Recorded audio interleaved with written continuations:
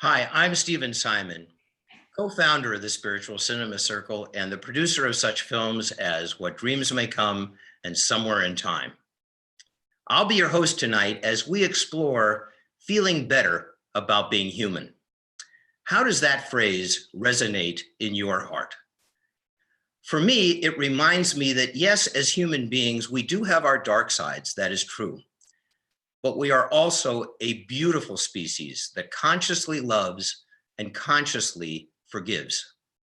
Many of you remember the terrific movie Starman, in which Jeff Bridges plays a space visitor who goes on a cross-country journey with a young woman in a car, and he has befriended her. At one point, he turns to her and says, "Do you know what I admire most about you human beings?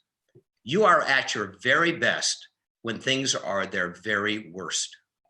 And when natural disasters happen or unnatural disasters, we see that, but we don't see as much of it reflected in our media. When we founded the Spiritual Cinema Circle in 2004, we committed ourselves, and we will do this forever, to show films to our community that help us feel better about being human and show who we can be as human beings when we operate at our very best.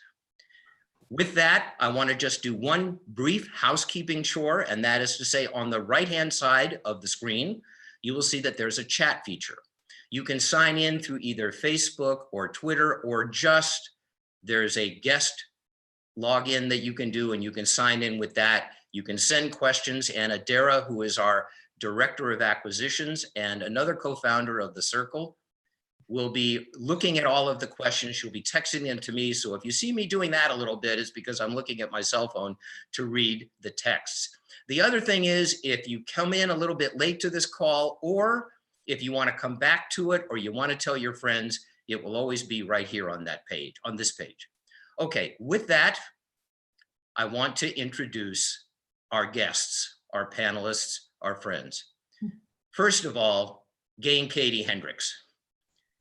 Gay and Katie are co-founders of the Circle, and what many people don't know is they kind of assume, because I spent a lot of my time in the film business, that the Circle was my idea. It was not. It was Gay's idea, and he was the one that launched this whole thing. The three of us started this in 2004. You know Gay and Katie from terrific books such as Conscious Loving, The Big Leap. They have counseled, I think at one point they told me, 10,000 couples about relationships. They are extraordinary people, and we're really happy to see them. Gay and Katie, welcome. Thank you. It's really great to be here with you. It's a delight being your friend, first of all, and it's been wonderful being in business with you with the Spiritual Cinema Circle for a good bit of this century. Yes, it has. I know. It's amazing as we end our 16th year and go into our 17th. It's been quite a journey. Wow. And also to celebrate just the power of film to connect us even more deeply and have us fall in love with life and each other all over again. And thank you. And now I want to welcome Gino Andrews. Many of you have already had a chance to see Jillian's Vantage. If you haven't had a chance to see it, it's on our website. It is one of our community's favorite films that we have ever distributed. And right now that number's almost 800 movies that we have sent to our clients since we started in 2004. I met Gino at a film festival in Seattle, saw Jillian's Vantage right before Gay asked me about the Spiritual Cinema Circle. And he said, "Are you sure there's enough films out there that we can show?" And I said, "Well, I know one of them. I just saw it." Anyway, Gino, welcome, buddy. Thank you, Stevie. Great to see you again. Gay and Katie, great to see you. And I'm flattered, I'm honored, and I consider it a privilege to be part of your family. Thanks for having me. And all of your films, which we'll talk about in a little bit, are about feeling better about being human. All of them are. Thank you. Lastly, but certainly not least, I want to welcome in our friend, Neale Donald Walsch. You know, the saying is, it goes without saying, but I'm going to say it anyway. The author of the Conversations with God series of books and many other books. I was very honored that Neale allowed me to produce and direct the film version of Conversations with God. And I'm very, very happy that you're with us tonight, Neale. Welcome, buddy. Thank you very much, Stephen, and thank you, all of you, for being here with us. Thank you, Gay and Katie, Gina, all the whole family on this side of the camera, and all of you out there on that side of the camera, because your very presence here tells me that you have a deep interest in the subject matter of this evening's visit with you, which is feeling better about being human.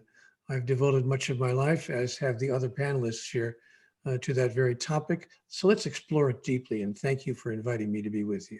And it's great that you brought that up, Pal, because we're going to start with you, because I know we've talked about this recently. I know you have been traveling the world and you've been very struck by the people that you've been talking to and what they seem to be searching for. So it very much fits into our subject. So will you launch us with that? I'd be happy to, Stephen. You're right. I've been traveling the world for the past 25 years, actually, but increasingly in the past 5 or 8 years, as people have invited us to share the messages of what it means to be human.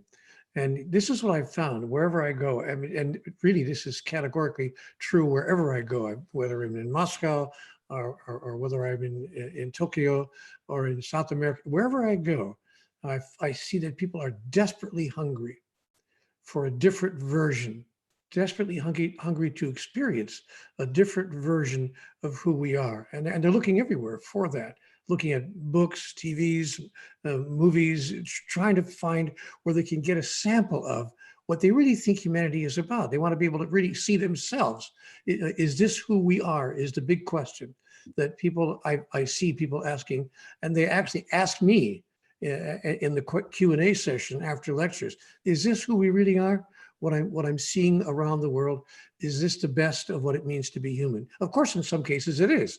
There is a great deal wonderful happening in the world that people are participating in, but there's also the other side of that coin, and people want to see both sides of that coin, and they want to see the best of who we are as much as they can. So they're looking for that story. You know, stories is how we've learned about ourselves. We've been from the very beginning, the main process by which we've learned about what it means to be human is by listening to the stories that we've told ourselves about ourselves. Sadly, what we're seeing so much now on television, in the movies, in books, in the ways that data is coming to us are not the best stories about who we are. We're seeing an enormous amount of violence, trivia, unimportant information, and not uplifting stories about who we really are. That's why I'm so excited about the Spiritual Cinema Circle, because it has given me a chance to know myself again, to see myself again in the image of others, and to say, you know what, that's what it means. That's what it means to be fully and wonderfully and gloriously human. And I see parts of myself in those stories that I'm watching shown to me, the stories of other people. And it reflects to me what I want to think about myself. But you know what? It goes beyond the reflection. Not only does it reflect to me these wonderful stories that come to us from the Spiritual Cinema Circle, not only does it reflect to me the highest thought I want to hold about myself, but it does something magical to me. It goes beyond the reflection. It impacts me internally and allows me to inherit what I'm seeing on the screen in front of me, and then carry that with me when I leave the screen, when I get in my car, when I drive downtown, when I go to the post office, when I go to the grocery store, when I find myself out and about, and even in my own home for that matter, but away from the television screen, away from my computer screen, just being a part of life. It brings me a sample, an opportunity, an invitation from life to step into the fullness of what I'm seeing in these wonderful stories that we're being told now, finally, and once again, about what it means to be fully and compassionately and gloriously human. So I take with me what I'm being told about me in these wonderful, wonderful stories that are being placed in front of me by the Spiritual Cinema Circle. So I'm really happy to be here, because I want to tell you right now, not just what the Spiritual Cinema Circle is doing, but if I could get just a little bit message oriented, what we're all doing, what we take from those stories and place into our lives and then share with others by the way we are being with others, that is what's going to create the world for which we all yearn. Oh, that's beautiful, Neil. Thank you so much for kicking us off that way. And, while you were talking about the stories and the people, it reminds me, sometimes people ask me, why do some people watch some movies more than once? Why do some people watch movies over and over and over? And that's an individual answer, but my sense is because we like being with those people.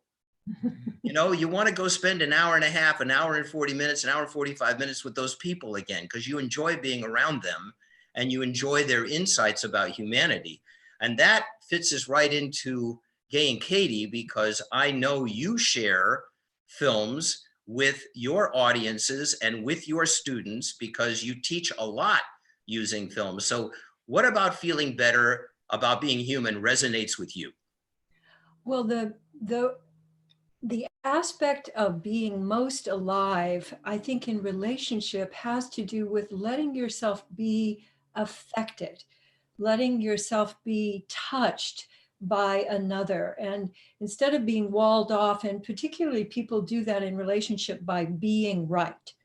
And in the films that we show and in all of our work, it's really about, am I willing to use this opportunity to turn fully toward and to let myself be impacted, to be influenced by what I'm seeing and what I'm experiencing, and particularly shifting from blame to wonder. One of the things I love about the Spiritual Cinema Circle films is that all of them have that aspect of somebody being entrenched in a point of view or a story, and then meeting somebody or having an experience, and then it opens them to wonder. And wonder allows us to appreciate the magnificence of life and all of the different opportunities we have, really moment to moment, to celebrate and to co-create. And I think this time in life too is a time when we really have to be mindful about the kind of influences and images that you let into your life.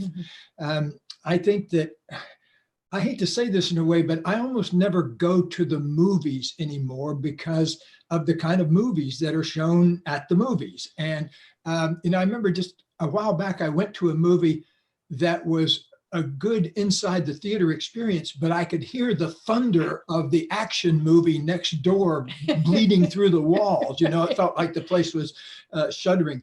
And so I think this is a time for me in my life too, when I'm very picky about the kind of information I like to get in my life. And so that's the reason I honor so much filmmakers like Gino, because to be able to create that kind of effect as an artist, I think is absolute pure magic. And I'm so glad we've got Gino on the line tonight, because I remember Stephen, he figured into that very first conversation we had way back 15, 16 years ago, where I remember also what a line you told me in that first conversation, I ended up using as kind of like the tagline at the beginning, the first headline on the Spiritual Cinema website way back. And it was that almost nobody's getting to see the best movies that are made every year. And I remember kind of just, yeah, that's really true, because I'd been to a few film festivals. And then when you go down the street to the movies, the ones that made it big oftentimes at the film festivals don't get anywhere near the theater. And so I'm so glad we were able to find a way to do that. And I did not actually know until I sat down here that we had done that with 800 different filmmakers. I knew it was a lot of them, but my goodness. And hats off to you and Anna for seeing I'm that. actually very grateful that Anna still speaks to me. Yes, as we all are. You should be grateful that any of us still speak to you. Just let's be honest about it. Very grateful for that. I'm very grateful for that. Do you want to share, Gay, what you shared with the people at your birthday party when you talked about me? Oh, I said that you'd made me laugh more and pissed me off more than anybody else I'd ever met in my entire life, including my first wife. So That's funny because that's exactly what my wife says to me about Stephen too. She says, honestly, my wife says to me, I know every time when you're on the phone with Stephen because I can hear you laughing from the next room. She's the only person who brings that part of you out that makes you laugh with the simple joy and the humor of life's wonderful moments. Mm. Well, that's beautiful, and we definitely do need to laugh more. And I do want to bring Gino in now because I want to talk to you about filmmaking from a filmmaker's standpoint. As I said, and we've had several of Gino's films, fortunately, in the circle over the years. If you do join the circle, you get access to our archive, and you might be able to go back and find some of the volumes that still have Gino's films on them. But you're a unique filmmaker nowadays, Gino, in that all your films really have a very uplifting ending. And so many of the films that we see are so dark, particularly from young filmmakers. Do you have any sense of why that might be and what makes you different? That's a loaded question. Why I'm different, I can't really address that, but I do. It's a strange thing about the film business. And Stephen, it's funny for me to be talking to you because you're a mentor and you've been around forever and you've made great films. But as you know, you have a story to tell and you want to get that story out there. It takes time, it takes money, it's a business. I think that the sad thing is that the business of film, it's a lot easier to make a horror film and sell it than it is to make a movie that really stirs people's hearts. And I'm going to address that. I think that we all as human beings, we're both flesh and we're both spirit. When we talk about the spiritual cinema circle, there is a part of our souls that wants to be touched. And I think the biggest issue is that even horror films can touch your spirit, but I would call it the darker edge. And I think it's easier for people to go to the darker edge because the lighter edge really calls for people to be vulnerable. And I think Gay and Katie would totally understand this. Anytime you want to go to a deeper place and address those spiritual issues, you have to be emotionally naked and you have to be vulnerable. And I think it's a lot easier to have your spirit slammed in a horror film where you don't have to open up your heart.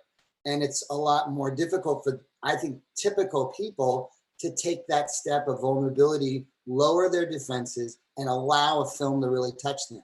But it's funny in commercials, you see that happen all the time. We cry in commercials at 60 seconds and they touch us. You don't see a lot of horror film in the commercial genre because you only have a little time to touch people in the deepest way. And I think the thing about filmmakers and the call to filmmakers, myself included, and thankfully so many of the people that Anna has discovered here for the Spiritual Cinema Circle are storytellers interested in watching people drop their guard. Storytellers interested in seeing people become vulnerable. That is why this community, I think that's probably the main thing in this community that I've noticed from the films I've watched. These are films that hit that spiritual note, and there's always a call to lower your guard and be vulnerable. So as far as I'm concerned, I don't know if I've exactly answered it, but for me as a storyteller, I like to go there, but it's a challenge because it really does require something of the audience to feel that. Now, have you things changed dramatically because independent filmmaking has always been a challenge for people to be able to raise money. It's a lot more difficult to get films into a theater today. Certainly, Netflix and Amazon and the other services like that have taken a lot of drama off the movie screens and theaters, and we now get it at home.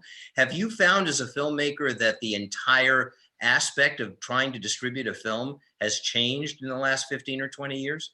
Yes, and I would say for some ways better and for some ways worse.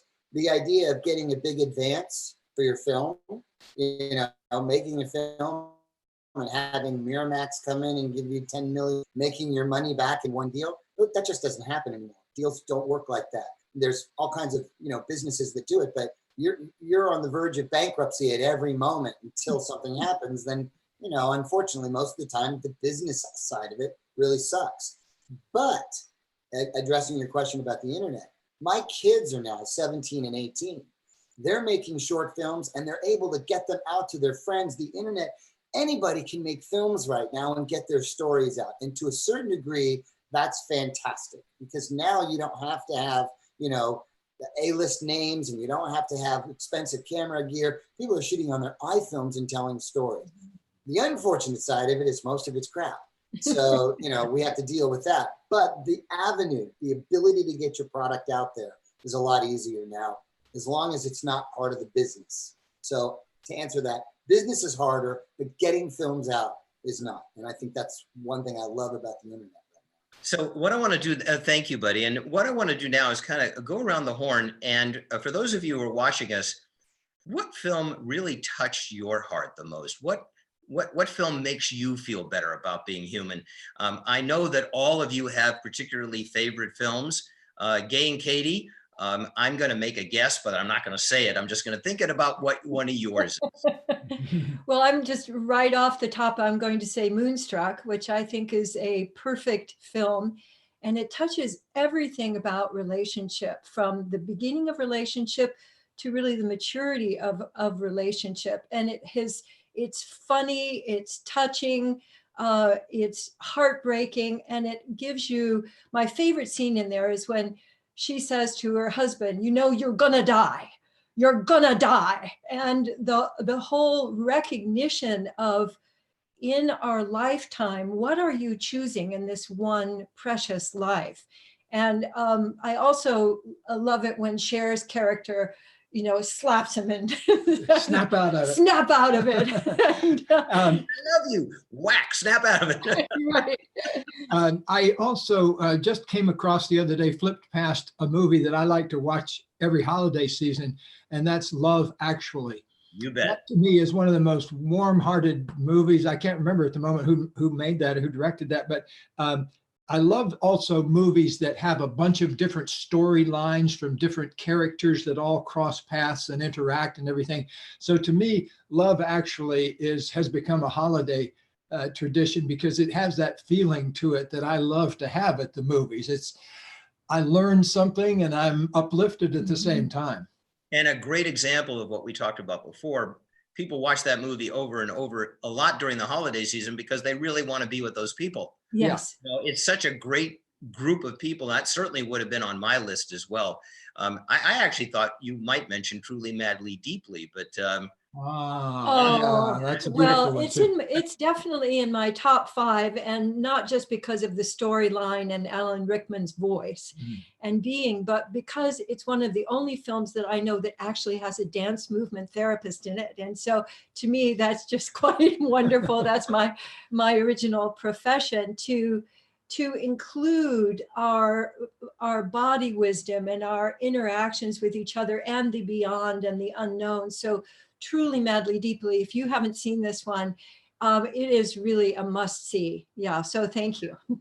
I agree. Neil, what would be one or two of your films that would be your go-to films for this subject matter? Well, I'm going to give away my age here. I know I'm going to sound like an old fogey, but I got to tell you, I have two films. One is a little more contemporary. One is an old film that I love, and talk about a holiday tradition. And that's, of course, It's a Wonderful Life. It's just a fabulous, to my taste, a fabulous movie that I never stop wanting to watch it. I never tire of seeing it every Christmas season. And I look forward to seeing it again in a couple of weeks. I'm sure it'll be on all the television stations in the world. And that someone has created a classic when it shows up 50, 60, 70 years later on every television screen on the planet. So it's a marvelous movie with an extraordinary message, and talk about tugging at the heart and talking about opening us up to a part of ourselves that we yearn to experience more of. That film does it for me every single time, and I can't see it enough. My second favorite movie, a little more contemporary, is Interstellar, which brought extraordinary messages to anybody viewing it, any viewer, and with an excitement and with a panache, just style, terrific style, a terrific story, and great insight into the human condition, into the human spirit, and to the foundational reason for all of us being human at all. So I'd list Interstellar and It's a Wonderful Life as my two favorite films. Yeah, I love both of those films. I want to say something quickly about It's a Wonderful Life. 80 years ago, 1939, 80 years ago. Pretty amazing. Talk about standing the test of time. An interesting little factoid about It's a Wonderful Life. It was a bomb when it was released. It Like was. I remember many that. films, it takes a while to find the audience, and it really was a bomb. And the fact that it found its way when films started to show on television for the first time, that's when it really started to become popular. And I agree completely. Great, great film. Gino, what about you? I get these questions all the time, and I'm telling you, it is so hard to pick because you got to give me genre, you got to give me. There's so All right, many. love story. But I'll start right off. Amelia, you stole it. It's like every time I hear George Bailey, I'll love you till the day I die, I absolutely lose it at that moment. And that movie just goes on and on and on. But the movies that affect me that way were the ones where I feel at the end of the movie, I can't stop crying. Rudy is just a great film about incredible opposition. The story about this kid who wanted to go to Notre Dame and play football, and he was all of 5'5" and 140 pounds dripping wet. And yet this guy, against all odds, gets rushed out on the thing and carried out. You're screaming at the end of that movie and just absolutely cheering. And a movie like Braveheart. I mean, I've probably watched Braveheart 100 times. I mean, I'm fascinated by the direction. I'm fascinated by the production values. I'm fascinated by cinema. But in the end of that movie, when he's crying out, freedom, you just want to you're right there. You're feeling everything. And that's any of those movies, hundreds of them. I freak out on that, just feeling like that's the end of the movie where you can't sit still. You want to stand up and cheer and scream and cry and be completely vulnerable, and they've sucked you in and you are just exposed emotionally. That's for me, any movie that does that, I'm all in. You know, my friend, you said something that kind of, maybe I didn't hear it right. I thought I heard you say when you first began to speak here tonight that that people don't want to experience that level of vulnerability, and so they stay away from those kinds of messages. They want, they go for the horror films and the scary stuff and all the rest. And did I hear that correctly? Because my experience has been exactly the opposite. Not just my personal experience, the experience I observe in other people has been exactly the opposite. People yearned it. They watch It's a Wonderful Life over and over for 80 years because it touches them in the way that they want to feel about themselves, and that says to them, this is really what it means to be fully human. I agree with that. I think what I'm talking about is statistically. If you go to AFM every year, where I've been for 2 decades, the movies that they're shelling out are horror films. And those are the ones that get picked up and sold because it's easier to hit that side of the spiritual need than it is to take the time and everything else. I agree with you, Neil. I'm not disagreeing. There are people out there that do love that and do. But by and large, I think the larger statistic shows it's an easier in and an easier out for a horror film, at least in the industry that I'm in, than it is to make a really great film. And by the way, you're right. It is much easier because horror films basically attract young people in their teens and 20s who have to get out of the house, or else they're going to drive their parents crazy. The parents going to drive them crazy. They need to get out, and they love being scared. And it is very easy to get a horror film made. They're very inexpensive. You don't use stars. And if you have a decent one, what you can get from foreign and things like that, you can usually make a profit. So you're right. It is certainly easier to get those films made. Anna just sent me a couple of subscribers who wanted to share with us that Life is Beautiful is one of the films, which I think is a fantastic film. Fantastic. As well. That was from Gabriel. John, who I know is a long-term subscriber to the Spiritual Cinema Circle, One Flew Over the Cuckoo's Nest. Oh, yes. Which is a seminal movie, really seminal movie. And Michael Gorgon's Illusion, a film that we love here at the Circle. That's another one. and the Christmas pageant from Linda. I will tell you that one of my favorite films is Lost Horizon. And Mm. I remember seeing that when I was very, very young. It always stayed with me because for me, it's kind of a metaphor for maybe what happens when you go from lifetime to lifetime. Maybe it is certainly about searching for the love of your life and not in any way allowing any barrier to get in front of you, to be willing to go off into the wilderness again, just in the hopes that you're going to find her. For me, it's that kind of a love story. And Mm. I enjoy those films a lot. We've got a quick, a quick question here about what was making the film Conversations with God like? Was Neil there? And I will answer that question. I could answer that question, but I think I'm going to let Neil answer it. So Neil, It were was you- one of the most unusual experiences of my life. And I don't know how to say this without coming off in a way that I don't want to come off as. It almost feels self-congratulatory or self-serving. And I promise I don't want to sound that way. But I have to say that I'm probably one of the few people. I mean, given that there have been billions and billions of people on the face of the earth over the years living this lifetime, I'm probably one of a handful, really, 20, 30, if the number is that high, people who have actually lived to see their own story made into a movie and walked into a motion picture theater and seen their own story, on a huge screen and sitting in the back of the room going, oh my goodness, what hath God wrought? How is this possible? But yes, I found it fascinating when the film was being made, and Henry Czerny, the wonderful actor who portrayed, this poor soul, he did, I thought, an extraordinary job. But I got to tell you a funny story about that. Henry and Stephen both asked me, could you not visit the set? Could you just not be on the set while we're doing the film? I said, but Stephen, this is the most exciting part. I want to be able to see how it's being made. I want to be part of the action. He said, no, you can't be. So they made me promise to only go to one scene. I went to one tiny scene, and I asked Henry, I pulled him aside during one of the short breaks. I said, how come I can't watch? Henry said, Neil, listen to me, listen carefully.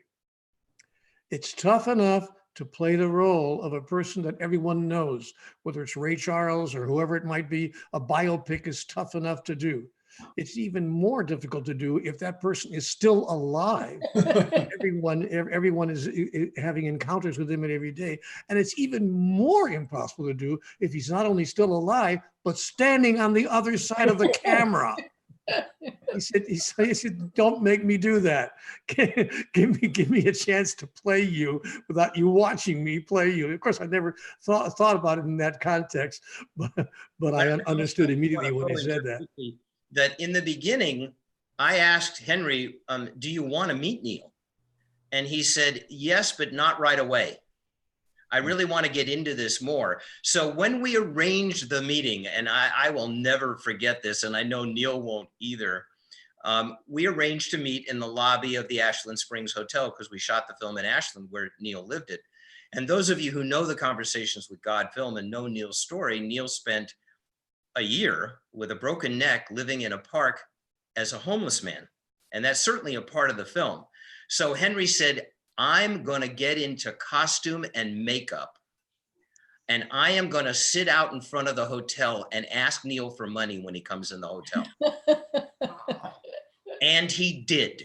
Now, that could have been a very rough moment if Neil had brushed by or if he had given him like 50 cents. But in typical Neil fashion, he gave him 20 bucks. Fantastic. And I'm not sure Henry ever gave it back to him. Well, knowing an actor, I doubt it. And I had no idea that it was Henry. I had no idea. Oh, that's great. That even though he was dressed like me and he was made up to look like me, I just thought I thought nothing of it. And then he came into the dinner, to the restaurant. He sat down with us, and I did a double take, and I got what had just happened there. And it was a fascinating moment in my life to sit down with your alter ego across the table from you, made up to look exactly like you. That's a surreal experience. For Yes. And I also remember Gay and Katie brought up the aspect of when we first talked about the circle. And I want to say again, I had just recently seen Gino's film, and Gay asked me, well, if we do this, are there enough films out there that we can distribute? Right. And what went through my head was, when an actor is asked if they can ride a horse, their answer is automatically yes. If they are terrified of horses, allergic to horses, the answer is yes. So my answer to Gay was yes. And then we found Anna, and I said, okay, Anna, now you need to find the films. Anyway, Gino, any unusual experiences that, because I know people are fascinated about what goes on behind the camera. Was there anything on Jillian that you particularly remember that maybe didn't wind up on film, or something fortuitous that did? Well, fortuitous that did, yes, absolutely. There's a dolly shot when John and Christy are coming together to kiss at the beach right before we go back. And because it was on the beach and we had a dolly track set up, I'm calling the shot from a monitor about 60 feet away. And right when they turned the corner on this last take, the sun was setting right in between them. It almost looked like we had hired the sun to do what we wanted to do. And right when they were about ready to kiss, that whole thing exploded. I knew that's where we were going to cut back. And I'm running up and down the beach screaming, going, we got it, we got it, we got it. It was absolutely fantastic when those little happy accidents, come together and happen. The other side of it, was there anything that got cut out? There were a couple of things, and I actually remember, and I don't know, Stephen, if I ever told you this, but when I first sat down with my cinematographer, Nick Rivera, to talk about shooting this, he said, so now they're at the restaurant, and then she touches his hand and they're at the beach and they're talking at the beach. And I said, yeah. He goes, don't you think we should hear it in voiceover? I go, no, they're talking. It's as if they've been teleported to this place. And he argued with me that it wouldn't work. And I said, you're not getting it. It's going to work. But the audience is going to have to believe that something magical happened. And that brings it back to that idea of being vulnerable, that idea of being open to the possibility that Jillian's magicness could teleport them to the beach. And that's what I wanted to convey. He rolled his eyes and said, this is never going to work. It's just never going to work. But, you never know until you see it, and I love the stories about, Spielberg talking about how when he was 3 months behind on Jaws and thinking this is going to be the worst catastrophe ever, and here goes my career. You never know. Turned out to be one of the best films ever made. This is very true. And you brought up something that I think would be fun for us all to explore, because 3 of the 4 films that we send out from the Circle every month are shorts. Yeah. And it is a genre that does not get a lot of attention. Making shorts is not exactly a financially rewarding thing for the filmmakers, but there are things that you can do in shorts that you cannot do in features. There have been some shorts that have been made into features, and then you say it should have stayed a short. Because there are certain things you can do in shorts that you can't do in features. Gino, making a short, how do you look upon the filmmaking as opposed to making a feature, which is 1 hour and 40 minutes, and a short is 10 or 12 minutes? What is the thought process that goes into those 10 or 12 or 15 minutes as a filmmaker when you're prepping it? Well, the good news is it's an animal that's a lot easier to control. I mean, you know what it's like if you're on a 20-day shoot, a 30-day shoot, a 60-day shoot. You can't see, it's easy to just get lost. You're ready to just, I don't even know where we are in the script, that it can get crazy. A short film to me, and this, I think Stephen knows this about me, but my background was always music and songwriting.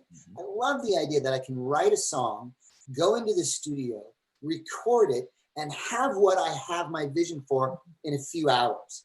That's a beautiful thing. You don't have to wait so long. Waiting on a feature, as you know, can take years.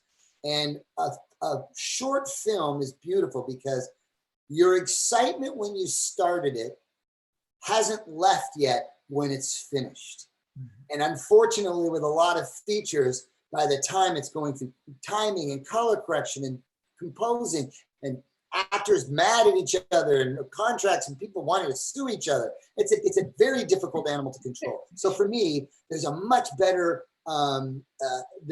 satisfaction in a short, in the sense that I dreamt it, I feel it, I shot it, and I'm still in the euphoria of that when it's finished, as opposed to, God, I hate this animal. I wish it were dead. I hate what we've done here. And that can happen in features. I want to jump in here because it's actually the same with books, that writing the book, creating the, whether it's the fiction that Gay's been writing recently, or if it's one of our relationship books, writing it is delicious and expressing, but then there's the editing and the publishing and all of that, which also takes time. And you never know what's going to happen along the way. We've had editors leave in the middle of the whole publishing process. But my sense is also that the short has this energetic arc that's very satisfying for people, that there's an issue or a problem, or they're going somewhere and they get there. And you can remember everybody, and the people who started, you can still remember them at the end. There's something very satisfying about that. I was just remembering too, when you were talking about the short, Stephen, that one of my favorite shorts from way, way, way back was Bambi versus Godzilla. One of my favorites. And basically the credits the credits were longer than the film, but a short film can have a very long lasting impact as well. The first time I heard that title, I thought it was about a movie producer and a studio executive. Yeah, I was just going to tag on that for a second. And you're absolutely right. I think the idea of a short, people's attention spans are getting shorter. People don't have, unless they're binge watching a show on Netflix and they're ready to give their lives for the next, 3 or 4 days, getting, hours and hours and hours. I think one of the things that's lovely about a short film is that you can get through it in 10 minutes, be affected by it, and you didn't have to give up an hour and a half of your life to find out at the end that, God, that was terrible. I didn't like the ending, At least if you don't like the ending on a short, you didn't feel like you spent, too much time with it. Like going out on a bad date. I also, while we got you here, Gino, it just popped into my mind. When you cast Gillian's Vantage, if I remember correctly, the woman that played the lead was a medical doctor, was she not? Yeah. She was, yeah. Christy, who was Christy Almo at the time, she was a great little actress, stopped acting when she went to Oxford and went into medical school. She was 2 years into medical school, and I called her and I said, I'm doing a film. I think you'd be great for it. You want to put your pager on pause for a few hours and come and play with us for 3 days? She said, send me the script.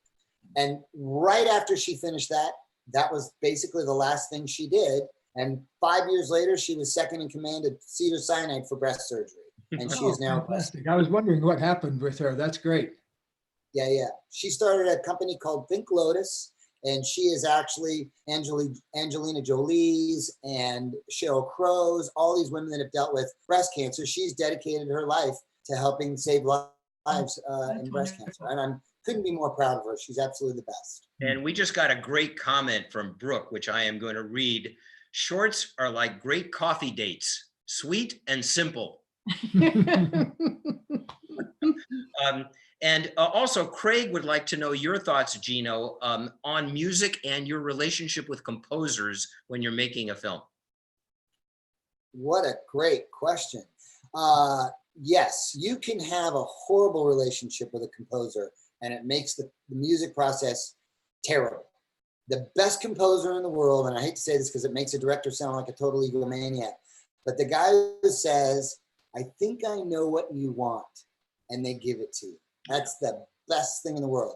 The best thing about composers are ones where their egos are out of the way. They know they're there to do a job. They give you a piece of music and you can give them notes and they're happy to take the notes. They don't fight with it at all. So when I have those kinds of composers, the guy I've used twice is a guy named Michael Patty. Absolutely love his stuff. He's great. And what a pleasure to work with. Anybody that says, I know what you want, and I think I give it to you. That's a great thing to hear. And certainly with the experience I had with Somewhere in Time, I can tell you that Somewhere in Time is not the same movie without John Barry's score. Oh, And that happened exactly with John Barry, who we could not afford. We didn't have enough of a budget for John, but he was a very good friend of Jane Seymour's, and Jane asked him to do the film as a favor. Unfortunately for John, his parents had just passed, and it had a lot of meaning for him. He saw the film and he turned around to Jane and Jeannot and myself, the director, in the screening room, and he said, "I got this, guys." And 2 days later, he asked Jeannot and I to come to his house, and he played us the theme from Somewhere in Time, which changed everything. I mean, when you think of Dr. Zhivago, and you think of Lawrence of Arabia, and you think of so many great music makes movies. Oh, There's no question that it does, and it can ruin them as well. That brings up a moment that I remembered from the first time I met you, Stephen, where I wandered into a conversation at somebody's house, a party I was at, and for some reason the group was talking about the score of Somewhere in Time, and I didn't know you at the time, and so I said, "Yeah, boy, that was a fantastic piece of music. I wonder who in the world wrote that?" And you said right away, "John Barry." And I said, "How did you happen to know that?" And you said, "I produced that movie." And so that was the beginning of our relationship. I've also we've gotten some questions about Somewhere in Time, and I said I would say something briefly, a story about Somewhere in Time that I think you guys might enjoy, and also a story about how films get made. So I had been trying to get Somewhere in Time made for a long time. We turned the script into the studio. They were kind of lukewarm on it. We had a meeting. This was January of 1979, very important. We had a meeting with the head of the studio, who started off with us by saying, "You know, I love you guys," at which point I knew we were dead. but And before he could say anything else, I said, "What if we get Chris Reeve?" And I thought the director was going to kill me, because Chris had just opened in Superman. He was the biggest star in the world. And I wanted to kill myself because I thought, oh boy, what a mistake. And I said, "But we have other actors." And Ned Tannen, the head of Universal, said, "You know what, Stephen, get Chris Reeve." "Well, what if we don't? Don't come back." Okay. So I called his agent. His agent wouldn't even consider it because he was getting huge offers. The director said to me, "What are we going to do?" And I said, "Well, how about getting a star map?" And he laughed and I laughed, because if you go to LA, you know, they have these tours of the stars' homes, almost all of which are apocryphal. How do you know if Bruce Willis lives there unless he's out in front mowing the lawn? But Chris was listed. And I said to the director, "We're going." He said, "This is the craziest thing I've ever heard." We go up to the door, we knock on the door, Chris opens the door. Now I'm standing there and I say, "Oh, I'm a producer." I hadn't been yet. That was my first film. "And he's a director. We have a film that we want you to star in, but your agent won't show it to you," which piqued his interest. He took the script. He called me the next day. He said, "Come back." We walked in. He said, "This is going to be my next film." And I just fired my agent. Oh, wow.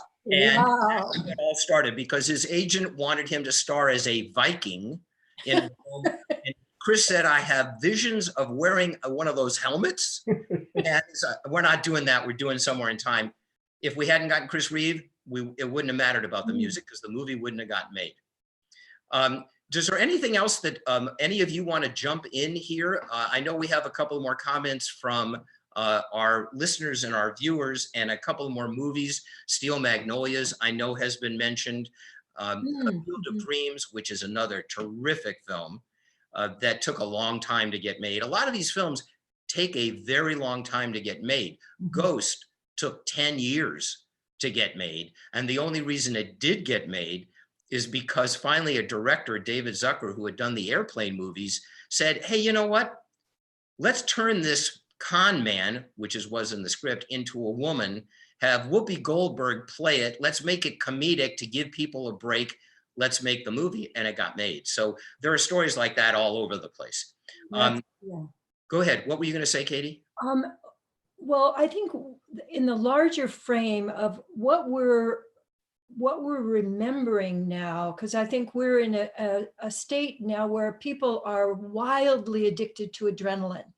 And that's part of the reason that horror films and action films and whole worlds and universes getting blown up, because adrenaline is a short acting drug, and you have to escalate. You have to get more of it and more of it. And the antidote to adrenaline is really connection. And I think that is at the heart of what we're up to with Spiritual Cinema Circle, is not only connecting to our own hearts, but connecting and getting the direct nourishment. There's nothing juicier than connection and creativity. And we're giving all of these examples of creativity in making the movie, but all of those, like you're going to the door, and the timing of that comes from your creative spirit rather than your being caught in fear. And I think that's the big shift that we're making right now and it's particularly the whole genre of film, and particularly independent and spiritual film, allows us to remember that primal connection. The other movie I wanted to mention that had a profound impact on me was Gravity. And I remember this one scene where she's out in space and she's only connected by the cord, her little umbilical cord. And it's I think the human dilemma of, here I am in this vastness, and what am I actually connected to? And her choosing to recreate herself, I think, is often what the underpinnings, the heart of the story, no matter what the contemporary story it is, finding your heart and choosing to be fully alive. And I love those kinds of movies, and how many of them we get to show to people through the Spiritual Cinema Circle. And I think one of the things that we're the most excited about at the Circle is because we basically 95% of our films are considered indie films. Yeah. This is Anna's genius at being able to find these films and to be able to find the filmmakers and the distributors, films that have almost never been in a theater, films that most people haven't heard of before. Like Gay, you said, most of the best movies that get made every year, very few people see. And if they do, they see them a lot later. We had a film, I think maybe perhaps the highest rated feature from our community that we have ever had was a film that we had about 1.5 years ago called Unleashed, which was a comedy about a woman who has to leave her town and her job. Her engagement breaks up, her boyfriend steals her business, and she moves to another town and gets a dog and a cat, a lab and a cat. And in a full moon one night, they are transformed into human beings. And they pursue her as a love interest. And the lab acts like a lab, and the cat prances down the street. And we do a lot of comedy, and I think comedy is great in this genre about feeling better about being human, because people give you a lot of leeway when you're doing a comedy. They can extend their extension of disbelief more in a comedy. For instance, you could not make a serious movie about a mermaid. We were trying when Splash came out, and that was the end of that, because it just wouldn't have worked. We also got a comment here about Brian's song. Now, many of you may remember or may not remember, it's going back a long time. It was the very first big hit TV movie, and it was a true story about Brian Piccolo, who was a football player for the Chicago Bears who got cancer and tragically died. And there was a line at the beginning of that movie that anytime you get into a screenwriting class, they will talk to you about this, about how brilliant it was. At the beginning of the movie, they say that all true stories end in death. This is a true story, which was so brilliant because it told you, listen, don't be expecting Brian to survive, because he's not going to. The journey is beautiful, but we want to tell you the end now, so you're not expecting that, which is, again, I think one of the most brilliant things that I've seen in film. I think at this stage, I'm going to read a couple of more of these films, and if anybody has any other questions that they want to ask, I'm looking through here. There's a lot of films that people have suggested. On a Clear Day, Pay It Forward, Schindler's List, Sound of Music. I must have seen The Sound of Music having as many daughters in our family. I must have seen The Sound of Music 117 times. Anyway, a lot of those films as well. We're going to wrap this up here. I want to thank everybody for being here. Gay and Katie, thank you so much. Thank you for everything throughout the years. It has been so much fun and continues to be so much fun to work with you guys. And thank you for all of your advice because you have certainly changed my life forever. Gino, buddy, I love you. We are so grateful to you for being here, for letting us show Jillian after all these years, for showing us what being a filmmaker with a heart is all about. And again, thank you. And Neil, my friend, you're an extraordinary man, a kind man, a generous man, and a brilliant man. For those of you who have never seen one of Neil's workshops, I heartily urge you to go. And if you haven't seen one of Gay and Katie's workshops, I heartily recommend that you go. Before we jump off here, I want to say one quick thing. We've tried not to do this throughout the hour, but I am going to do it now. If you are not yet a member of the Spiritual Cinema Circle and would like to be one, and we would love you to join us, right now, if you sign up through Monday night, right before midnight, you will not only as a streaming subscriber, because we have two kinds of subscriptions, streaming and DVD. As a streaming subscriber, you'll get immediate access to the November movies and you will get the December movies. So you're going to get two for the price of one. As a DVD subscriber, we'll send you both November and December. This is only through Monday, but you'll get the next 2 months, these 2 months for the price of one. And we hope you'll check us out because we think you'll have a terrific time. And for those in our community, our Spiritual Cinema Circle community who are here with us tonight, we send you so much love and so much gratitude. Many of you have been with us since day one. And I have seen pictures of your bookshelves and the 800 movies or almost 800 movies that you have. We are only here because of you. Feeling better about being human is something that we should all think about as we go forward, and how we treat each other, how much love we can give each other, and how much compassion we can give each other, particularly at this time of the year. Happy Thanksgiving to all of you. Merry Christmas, Happy Hanukkah, Happy Kwanzaa. Have a wonderful time with your family if that's what you're doing, or wherever you might be going this holiday season. Be safe, and thank you so much for joining Feeling Better About Being Human.